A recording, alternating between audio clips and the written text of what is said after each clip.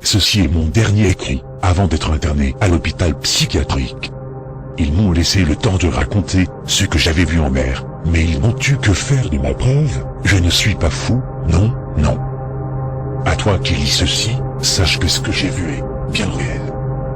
Je comprends bien que personne ne croit un marin venant faire des racontars sur des créatures marines hors du commun. Mais lis cette note jusqu'au bout, je vais raconter mon témoignage à nouveau. Si tu le connais déjà, tourne la page et lis la suite, je t'en prie.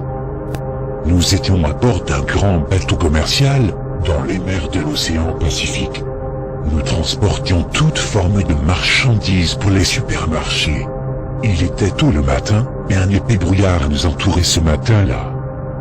Nous étions très peu nombreux à nous être réveillés aussitôt, mais nous avons tous entendu des bruits indescriptibles. J'ai mis du temps à trouver de quoi enregistrer ce que nous entendions. J'ai fait le plus de copies possible de l'enregistrement. Tu trouveras certainement une des dizaines de clés USB contenant cet étrange chant. Malheureusement, je n'ai enregistré que très peu de temps, car elle était là, sur le flanc tribord, une créature si étrange et si gigantesque. On aurait dit une sorte de mille-pattes, s'étendant sur des dizaines, peut-être même des centaines de mètres. La créature avait un nombre de membres incalculable. Le plus étrange était qu'elle semblait marcher sur l'océan, comme si la surface de l'eau était solide pour elle. Notre bateau avait beau être un cargo, nous étions ridiculement petits face à ce monstre. Le cargo devait faire à peine 1/100 de la taille de ses pattes. Étrangement, les quelques hommes à mes côtés étaient comme moi, nous n'étions pas paniqués. On devait être sous un tel choc qu'il était impossible de parler et de détourner le regard de chaque pas et chaque bruit étrange venant de la créature. J'ignore si elle nous a vus ou non, mais elle nous ignorait totalement. Au bout de quelques secondes, la créature a avancé le membre le plus proche de sa tête, face à elle. Une sorte de structure mauve s'est alors créée de façon parfaitement silencieuse face à elle. Cela agit comme un portail dans les films. La créature est entrée dans cette structure, que j'ai dessinée dans mes notes. Elle a fini par disparaître dans la structure, puis la structure elle-même a disparu à son tour.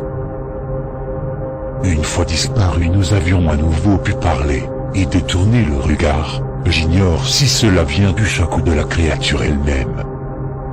Certains hommes ont été tellement morts de peur, qu'ils allaient vouloir rentrer chez eux et quitter l'océan avant de se jeter dans l'eau. D'autres se mutilaient eux-mêmes. Tout cela a alerté et réveillé la plupart des membres de l'équipage qui nous sont venus en aide. Bien évidemment, ni eux, ni personne nous ont cru quand on a raconté cet événement. À toi qui lis cette note, récupère une de mes clés USB, si tu souhaites entendre la créature. Si tu es prêt également, sur la prochaine page de ce cahier, se trouve la seule photo que nous avons réussi à prendre du monstre, avant d'être paralysés. Prouve au monde que cette créature est bien apparue dans notre monde.